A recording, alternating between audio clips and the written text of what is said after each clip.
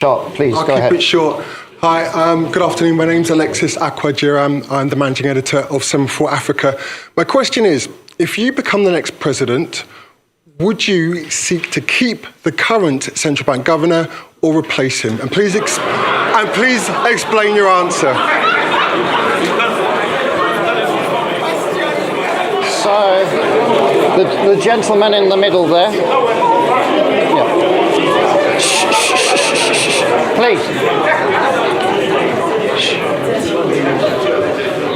Go ahead. Good afternoon, and thank you for your remarks. My name is Chibuikem Ugongadi. I'm his master's student at King's College London, and it's funny, actually, my question is related to him. Given the debacle at the central bank currently and their conduct over the past 8 years, what is your view on central bank independence as a tool to improve economic growth? And how will you what will you do about the leadership at the central bank when you become president in order to make sure that their principles are in line with yours on monetary policy? Thank you very much. The lady over there. Yes, madam, you. Yes, but sharp, please. There's a microphone just here. It's next to you. Just there, please. Aha. Okay, Your Excellency, good afternoon. So my question here is this. You talked about restructuring. As you're aware, Nigeria can barely service its external debt. Nigeria can barely service its external debt. Our current external debt, we cannot service it, or we're finding it difficult to service it. Now, when you become president, how do you intend to restructure our external debt without actually downgrading our rating in the market? Thank you. Thank you. And your name, just so we have it? My name is Ifeyinwa Umunakwe. Okay, thank you. And then if we move the microphone to the lady just there. Last question. Yes. Good afternoon. Nice to see you again, Mr. Obi. My name is Kenneth Chukwuwabo. I'm a PhD candidate at the University of Cambridge. I study public-private partnerships in education. I read your manifesto, and it seems PPPs are taking a central stage in education sector. So I wanted to ask, what is your rationale for involving private actors in public education, and what governance structures would you put in place to ensure the accountability of these actors in a sensitive sector such as education? Thank you. Thank you very much. My apologies. We've run out of time now. I'm watching the clock.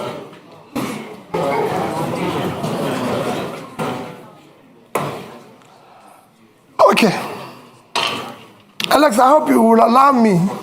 There's somebody here that is so keen.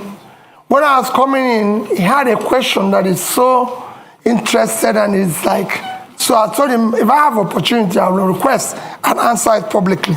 Okay. Let me again go.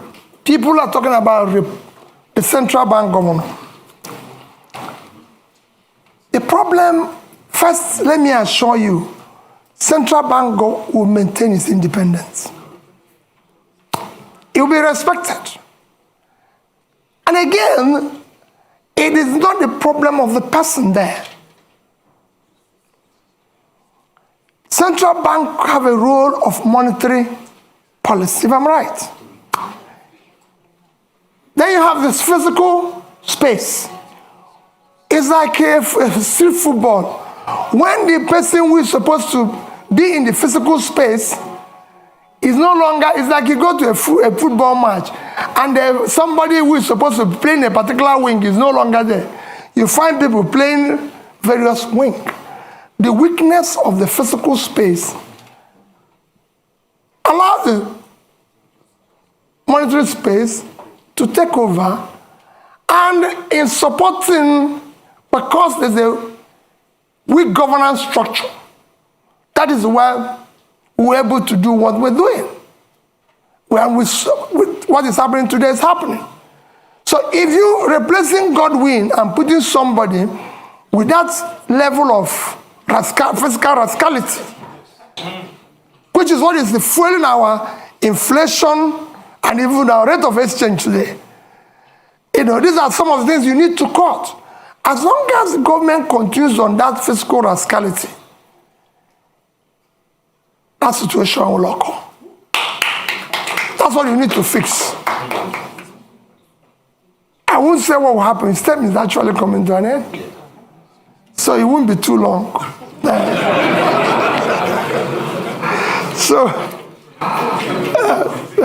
So that's that. I assure you that we'll deal with that. You asked about PPP in education. I said you're in Cambridge. Is Cambridge run by British government?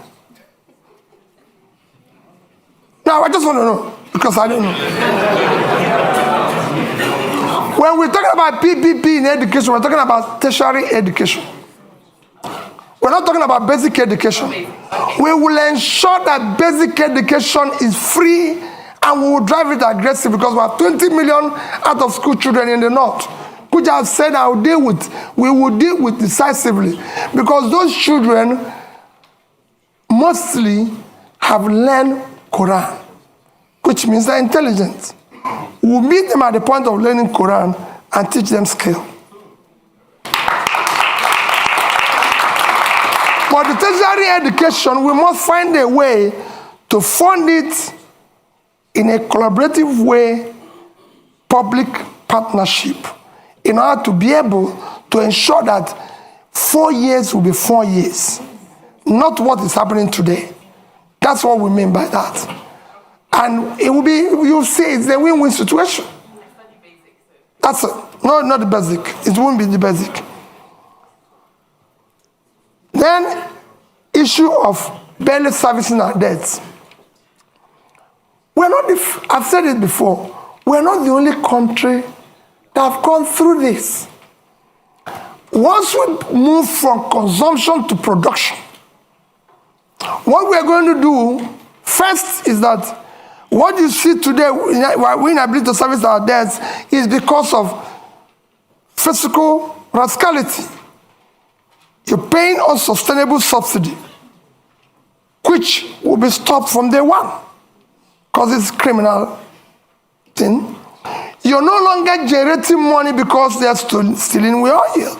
And the only people who can steal oil are people in government, because ordinary people cannot steal oil. You can't put it in your pocket.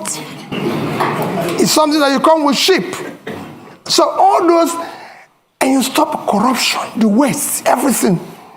And you go to seek to ensure that the revenues of government are properly collected. These are things, when you have tightened all the leakages and wastes, you'll be able to increase your position, and you negotiate and be able to service them. Look at it, just to give you an example. Nigeria is today the only OPEC nation, apart from Venezuela, because of sanction, that is not meeting up its quota. Because over the years of oil theft, the multinationals and everything have not been investing, coupled with the theft and everything. You're not realizing what you're supposed to. Every other nation that is in the same condition was able to bring down their rates and inflation within this period of Ukraine war. I'm not saying it's good to wait for war to be able to get more revenue, but people are taking advantage of it, because it's there. And you can't run away from it. But we couldn't take that advantage. Our situation got worse because of poor management of our own physical space, which will change without an eye. And finally, like I said, somebody kept telling me that issue that people have been saying that if I become president, that there's issue of being, how do I say, what word do they use? Stingy. Pat knew the question of stingy. How are you going to manage? Because they said you'll be stingy and everything. And let me say it publicly, that people don't know what it is all about. At the heart of poverty is capital formation. And you can't go about capital formation without savings. Even in the most developed world, which is why I said that Japan holds highest amount of US treasury. If you listen or you go and read about what Professor Ragnar Nask done in the 50s, he showed it clearly. Capital formation is at heart of poverty. Without capital formation, you have low productivity, low income, and you produce poverty all over the place. What I was doing as governor, I was the best governor in Millennium Development Goals by the UNDP. You can go and check that. It's there. I won a prize for the best road network. I won the Gay Prize back-to-back on health. You can go and see what I did in health. Build scratch, teaching hospitals and everything. Improved number one in education.